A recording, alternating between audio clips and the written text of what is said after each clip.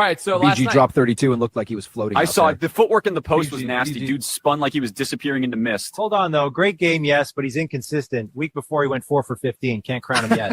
True, but the Did vision. you see that cross-court pass to the corner? That's very...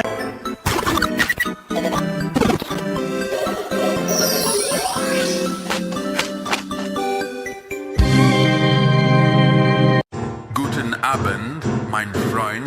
Es ist Zeit aufzuwachen und den Catican zu hören. Ich bin Sus.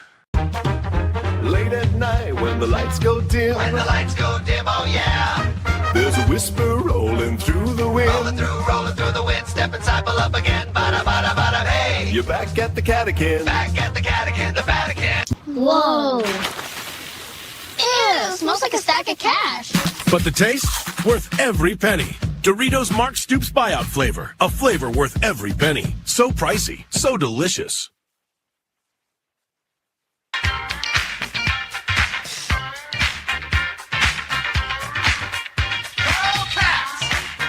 Let's bounce.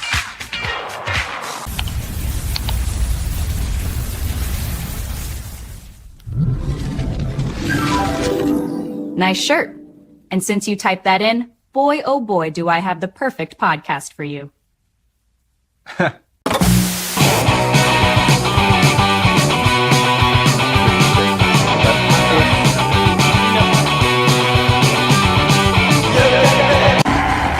It's the Catican, baby! Boo! It's the Catican. That was a bummer. Kentucky loses to Georgetown. I don't have the score ready because I'm already out of sight, out of mind with this one. 84-70. Yikes. A close 84-70. It's spooky season. Fellas, how we feeling?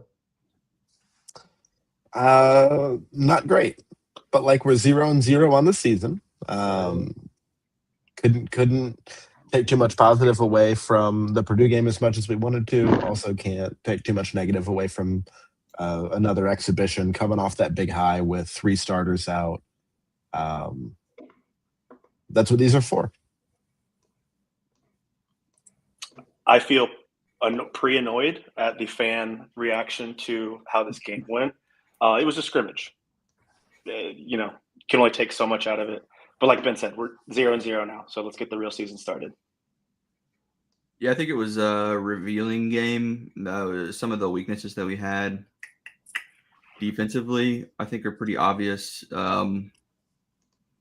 Also, when we missed every 3 we took in the second half, that's kind of our equalizer for these types of games.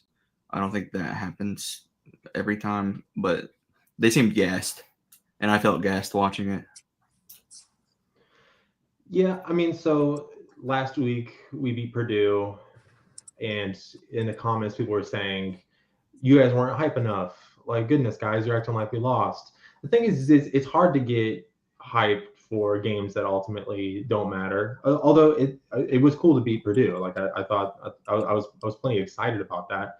But also for that same reason, I'm not going to get too down about losing a exhibition game without our starting and backup point guard in October, and exhibition games where that they're just trying new stuff. If this were a real game, Aberdeen would have been good to go. Lowe probably would have played.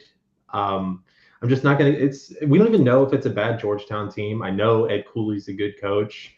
And sometimes you feel like shit. Rich as shit. Yeah. Yeah, they weren't ready for the physicality tonight. And, I mean, it's guys who won't get very many minutes. Also, it's like we didn't even today, it's still an exhibition game. We didn't play the spread of minutes we would have played had we had this roster available for a real game. Like, Owe would have been out there 35 minutes if we had to play without 2 of our best guards, right? Our 2 best guards. And, yeah, so I think that we still played the game in a way that we didn't have to mess with like the system, and it might not have been as successful that way, but I don't know. Trentno got cooked. Yeah, he's minus 16. That's rough. We're doing plus and minus. We're doing plus minus again. I mean, the plus minus is pretty revealing tonight because there's a big swing. There's a big swing. I mean, it was. To be clear, if we'd come out and played this game the way we played the Purdue game, I absolutely would be reading into it and all about how good we are, natty or bust. And I have the benefit of having seen this game and knowing that expectations need to be tempered a little bit. But at the same time, I'd very much prefer a game like this where you can learn a little bit about your team. You can learn that Colin Chandler and Jasper Johnson aren't quite ready to be your PG1 yet. Whereas if we'd done a previous year's exhibition against Georgetown College instead of Georgetown University, we may have blown them out and not known that. I mean, I think that the reality is probably through 8 weeks of summer and whatever they've done so far this semester, all practices happen 5-on-5, operating as PG1, low, blue team, PG2, Aberdeen, white team, and those are the guys that have gotten the reps at those positions. And so even with lowdown recently, Aberdeen's probably gotten almost all of the PG1 reps. So him sitting out tonight, I think, kind of shifted everyone around in ways that we aren't expecting. And that's tough. But like I said, I think it's good to know that we have a long way to go with our PG3, I guess. And we knew that last year. That was a big problem we had. We just hope we don't need to get to PG3. And once again, we can run back the same thing from last year of like, how many teams in college basketball are you going to lose your starting and backup point guard and be able to really compete? Now, last year we were, but I'm not too sure last year if we started the year without Lamont and without Kerr, if we don't drop a game like this to a opponent of Georgetown's caliber. Don't know. And they played like the Clemson game last year, the Ohio State game last year, right? Mm-hmm. They kind of came out swinging, and it threw off our wings defensively. I feel like Trent Noah specifically got targeted and then lost some confidence defensively. He was always in the right spot, but he just wasn't like, I don't know. He was getting cooked, and then Cam also, but Cam was a different problem. He just wasn't in the right spot a lot of the times. It was moving too fast for him. They have some good guards. I think Georgetown is going to win some games they shouldn't win. They're probably also going to lose some games they shouldn't lose, But tonight, we also looked gassed. I don't know. It's so hard. They've been practicing hard all summer, beating each other up. We can talk about the good stuff. That Malik Mack kid's really good, and everyone knew he was really good going into it. And he's every bit as good as advertised. Not even a great shooting performance from him, but you could just watching him, just the way that he operates. He was it 22 points? Not the best shooting splits, went like 2 for 7 from 3, but cooked us. I don't mean. I mean, this is going to sound like a huge oversimplification, but and of course, when they make shots and you don't make shots, they're going to win. But they were making shots where I would have been yelling at the TV had we even taken them, and we were missing shots that I was totally comfortable with us taking. Yep. And that's a tough night. Like Caleb said, 0 for 13 from 3 in the second half. That's hopefully an outlier. I don't think we're going to shoot like last year's team, but I also don't think we're going to go, 23% for the game again. That's kind of brutal. And meanwhile, if we go 5 for 13, we win. Right? Like we played the correct scheme of game. It also hurts to go 23 for 35 up from the free throw stripe, lose by 14 when you left 12 points on the board. Yeah, that's early free throws to stomach. And people, first off, Georgetown shot 55% from the field. That's obviously there were plenty of defensive issues, and people would say like, how much of a difference is Denzel Aberdeen playing or not playing make a difference? I'm not sure that he, miraculously makes it so they're not still having a good shooting night. But what he does provide you is a primary ball handler and another scorer.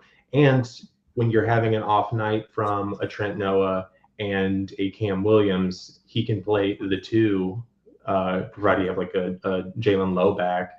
And all of a sudden, when those two are having an off night, you're going out there with Lowe, Aberdeen, and Ortega as your 1 through 3 versus, what we were dealing with tonight. I mean, we're shorthanded. If he's providing more scoring like that, you're also putting more pressure on Georgetown's offense to where they're not playing nearly as loose as they were because we weren't applying any sort of pressure offensively to where even if we got a stop, we weren't punishing them for it on the other end more often than not. So I did think it looked like our offense looked stunted. I think that there was major issues getting offensive sets started, getting the ball moving in productive ways rather than just tossing back and forth. Lots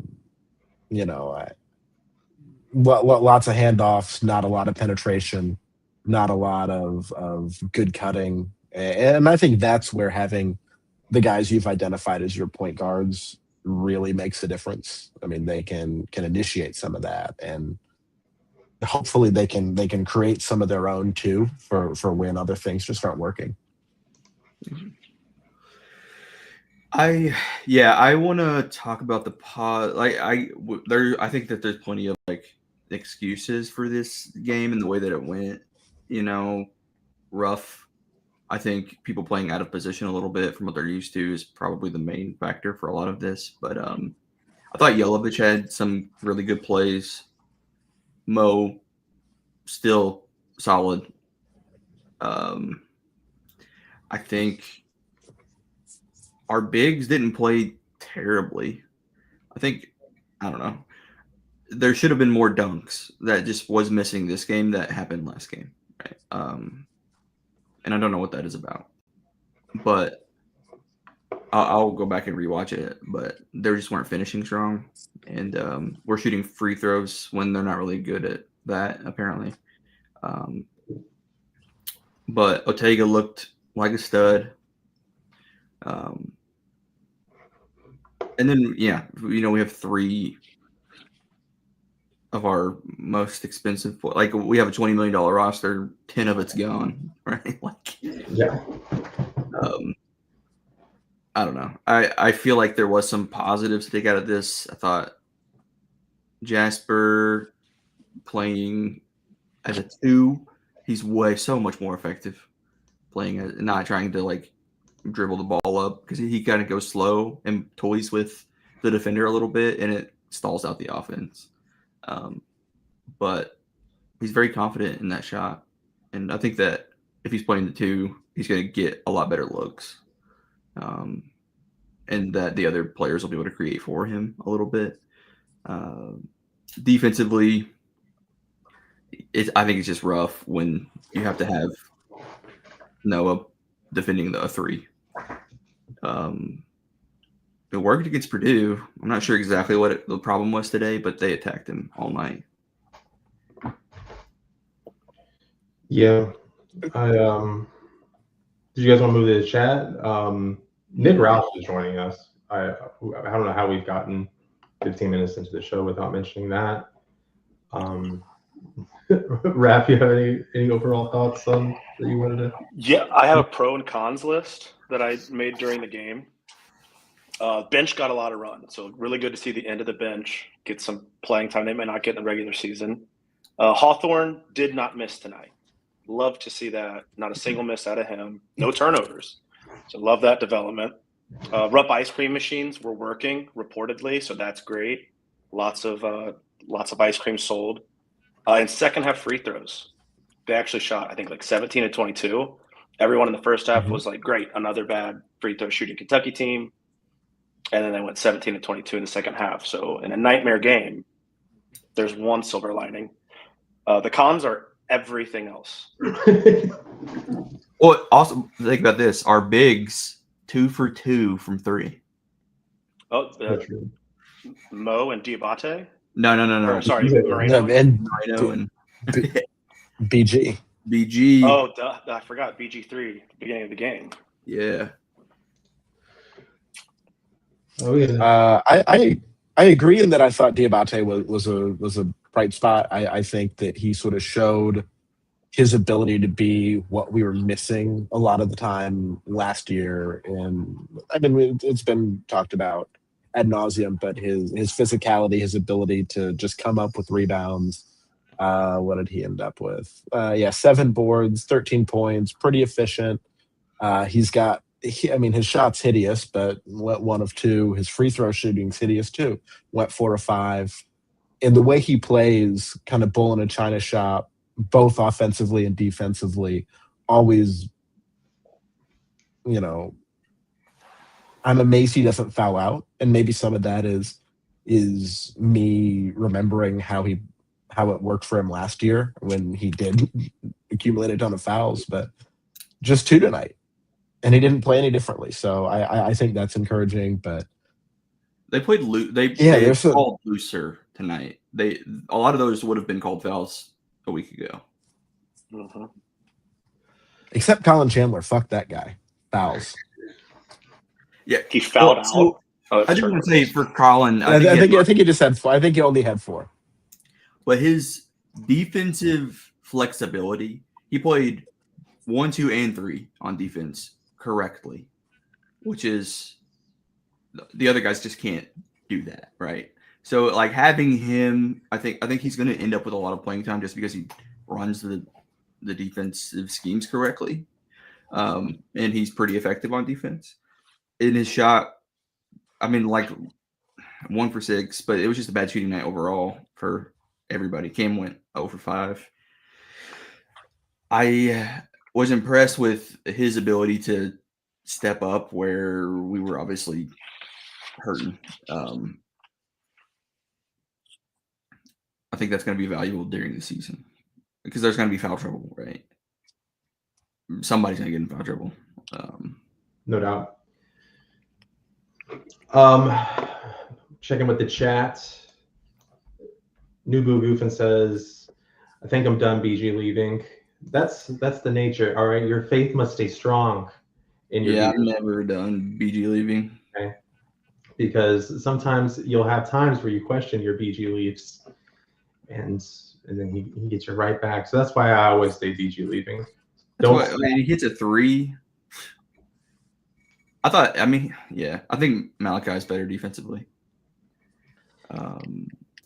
I think BG is a very good 5. Both of our 5. I think our 4s and our 5s, I feel very good about. And we still have a lottery pick that hasn't played. Yep. In that. So our front court, I feel really good about. Lottery pick and defensive game changer potentially. So yeah. Lottery pick because of his defense. Like, because he's not got a shot, right? Like, Mark Moyers, we are our asses handed to us. It just looked bad. Eye test was awful. Yeah, I mean, it was. I mean, there's no denying that it wasn't a great game. But we just don't know what the game plan was. It came out after our game that for their scrimmage against us, Purdue didn't scout or anything like that. So I don't know what Pope's telling the guys or what they really set out to accomplish tonight. Obviously, it wasn't that, but I just, none of us know what was told to the team and how this was handled differently than a game that mattered would be handled, right? Right. The other thing is with a sample size of 2, noting that those are 2 games that don't matter, you've got to think about, like, we still don't know a whole lot. I mean, how would you feel differently if we had this exact same Georgetown exhibition first and then we played the way we did against Purdue in a second? That'd be crazy. What if we beat Georgetown and lost to Purdue? I mean, like, there are all these ways you can think about how these 2 games could have turned out, either in sequencing or in outcome. And in the end, the answer is we don't know. I mean, we've played 2 very different looking games against different opponents who we haven't seen any of their conference matches. I mean, like, we just don't know how strong these teams are, how strong we are. We'll see. That's the nature of exhibition games, 0 games into the season. Yeah. Minty Hunter says, love that name. I think Aberdeen should be PG2, not Jasper or Colin. I don't think you're going to find anybody that disagrees with you on that one. Yeah. That is no doubt. Stretch says, Mo by far our best player tonight. Chandler, I know we're horrible. I just don't think Chandler was horrible. I think he shot bad tonight. I do think there was a stretch in maybe last 5 minutes, and there was plenty of ugliness there too. Block, miss, turnover, whatever. But at the same time, it felt like he was one of the only people scoring. I don't know if that was him just remaining engaged, whereas other people lost focus when the game got out of hand. But his dunk was dunk was great. 5 of 6 free throws in the second half, even though he was 1 for 6 from the field, 0 for 4 in the second half. The second half alone, stat lines are terrible. Yeah. Owe 8, Chandler 7, Noah 0, BG 3, Diabate 6, Jasper 2, Cam 0, Yelly 2, Moreno 3. Just across the board, not great. Guys, I'm 2 for 2 on the year for picking the wrong microphone. Let me start. No, 0 and 0. Exhibition games. Yeah, these are exhibition games. We're working out the kinks. Exhibition pods. You didn't scout your podcast equipment before we started? You know what's weird is when we started, I was using the right mic, and I think it's when I drop us down and I bring us back up, it goes to the other microphone. So now, we're learning. Sorry to throw us off there. Moving on. Shout out to my dad for texting me that, by the way. Jayden Sparks says, "Are y'all worried?" I'm not worried. I'm moving on the next game. Never worried. We're 0-0. Yeah. We're vets at this point. We had to do a show after the Ole Miss game last year. So and try to spin that one to feeling okay about it. So we went to Sweet 16 with Lamont's shoulder falling off. Yeah. No reason to be worried coming out of this. And hey, we heard it all week where they said, I heard two narratives all week.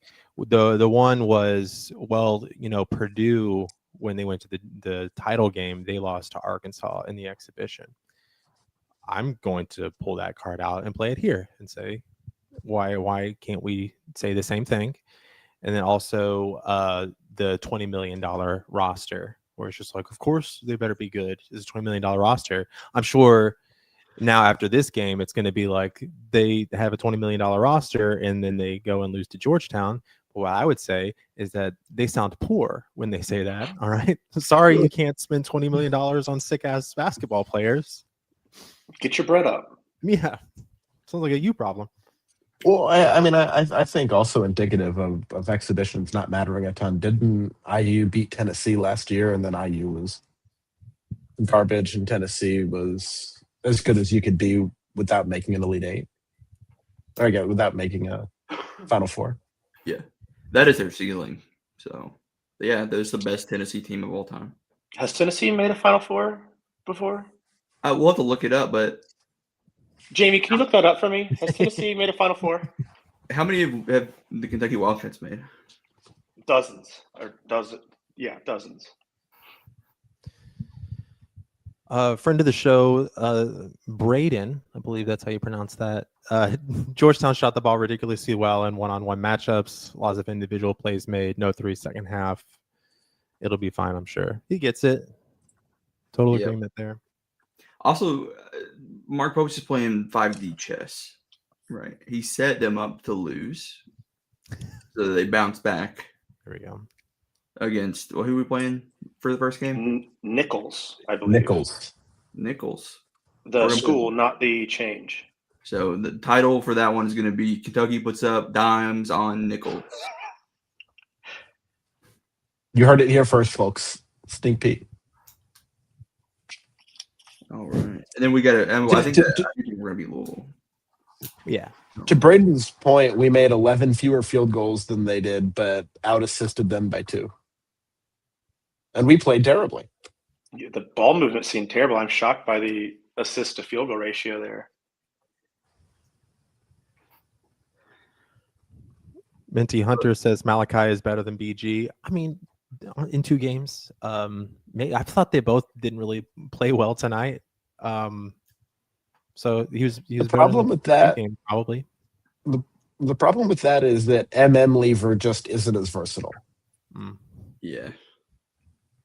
He is very good at what he does, though. He hit that 3. I was so happy for him. He hit his trebuchet 3. Yeah. Also says, I have faith in Yelovich. I think as the season goes on, he'll be really good. I agree. He's also only been in the United States for like 48 hours. So Right. I'm always shocked how like poised he looks. I think I said that last week, but he looks like in traffic with his back to the basket, dribbling in the open court. Jelly looks like he's been doing this for a long time at a high level, which is encouraging. I mean, he was probably playing professional basketball at like 12. Yeah, true. But he wasn't playing KHSAA. That's Sweet 16 basketball. That's true. Regions. What's the East Kentucky region? 13th region. That is it the 13th region? Probably. Jason says Chandler has a really good first step for what it's worth. His handle needs to be way tighter. Yeah, I mean, so true. It would also just be preferable if he didn't have to play point guard. Yeah, I think that'd be big. He has. I'd love if he tightened up his handle and got to the point where he could be like a serviceable PG3. But man, I'd really like to not rely on that. Yeah, I'm gonna get a drink. Nobody has more almost really, really good plays than Colin Chandler. There's always just something where he's just so close to doing something awesome, and then it comes up just short. That's and then the first half, he had that laser pass to Diabate that just sailed out of bounds. And yeah, there's always he was our third leading scorer, though. More on a bad shooting night for him, and our leading rebounder, tied with Mo and Mo Reno. Mo and Diabate. I did say in the group chat last week, like, hey, should we dress up for the Halloween episode? And me and Raph are the only two here. I painted my face in freaking fingernails, for goodness sakes, and my disappointment. I thought you said that you had that I put a bald cap on for this to be Nick Roush. A bald cap. I have a hairnet on under all of this for a loss to Georgetown in a scrimmage, an ass kicking even. Did you guys even have costumes planned, or was it just never even considered in the first place? I was going to wear my Pope jersey. But I've known since last year I was doing this. I'm gonna break it out. But Jared, I thought you said that you were dressed up already for the event that you have every Thursday afternoon. That was meant for off air, but I keep my personal life personal. I was all ready to go as Robin Hood, and then was so disappointed I took it all off. Costumes are so hot. Every time I put a costume on, I feel like I think you should leave sketch. I don't want to be here. It's too hot. You guys got big plans for tomorrow? I'm gonna get excited about Texas A&M. Oh, is that who we play this week? And I think so. I'm checked out. I don't think we've even played them this year, right? No? You're playing Auburn. Even worse. Yeah, I don't even. We could win that. You say that. Is that good or bad? I don't know that we can. I am not the person that sits there and roots for us to lose games so that our coach gets fired. Like, yes, I very much want him to be fired, but I also have the opinion that he should be fired regardless. I don't care if you win every game the rest of the season, which you won't, but it's fine. and I don't care if you bring it back against Auburn or bring it back against anybody. It's for me the season's shot, and we need to move on. It's like the old proverb: the best time to move on was last year. The second best time to move on is now. Yep.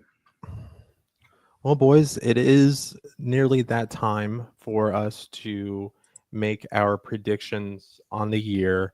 And next episode, we will do another spin of the bet wheel. I just wanted to see if we wanted to just sort of go through the schedule for the non-con.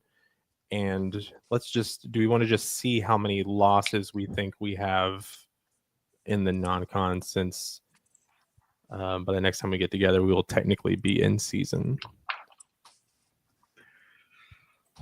I will. I think we have one non-con loss to either Gonzaga or St. John. That's my prediction. I guess the other real candidates there are Louisville or Michigan State. Mm-hmm. Yeah, so Nichols, Valparaiso, Eastern Illinois. I don't think we're losing any of those, right? Yeah, I've said on here, I think that our non-con. I mean, I love that we play a couple really big games, and I think our overall strength of schedule is going to be great because the SEC is going to be really good. But man, the Nichols, the Valpos, the Eastern Illinois, the Loyola, Tennessee Tech, North Carolina Central, and Bellarmine are all just really tough looks. Like I hate playing sub 300 teams. Bellarmine on the real last year we did a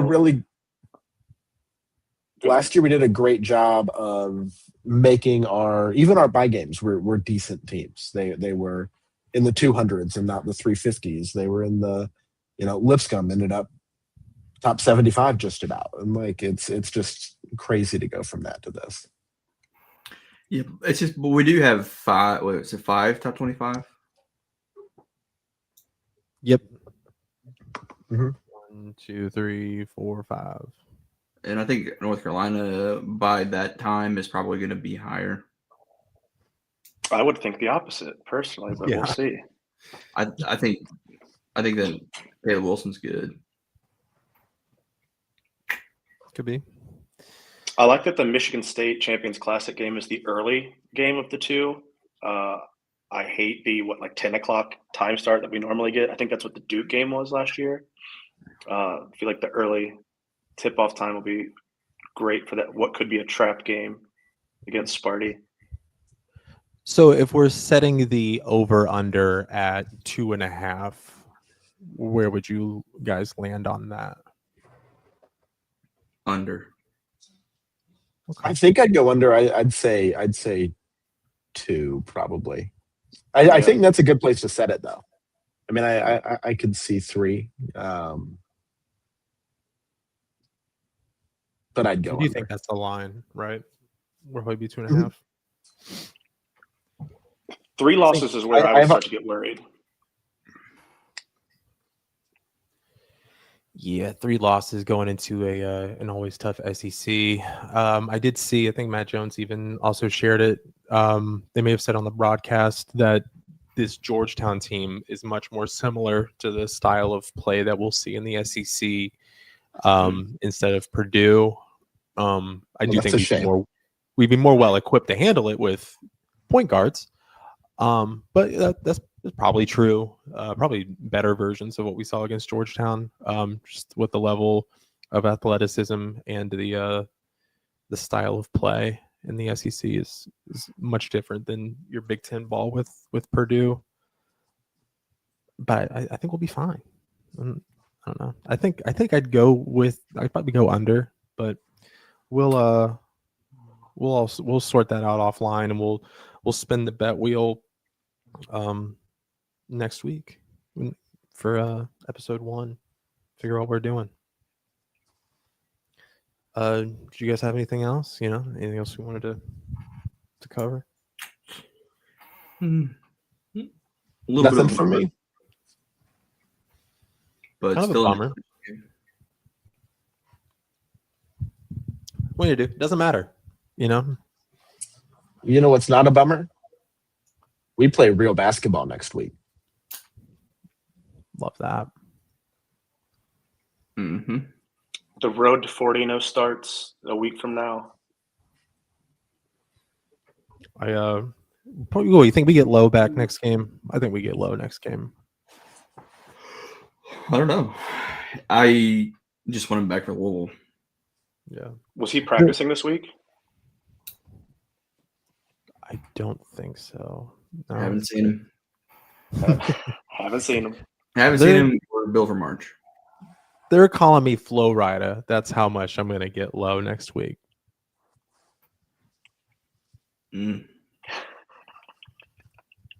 Brutal, man. All right, boys. I think we leave off on that one. Yeah, it's perfect. All right, guys. Thank you for joining the Catican. For Ben, Nick Roush, Kale, I'm Jared, and go Cats. Go Cats. Yee.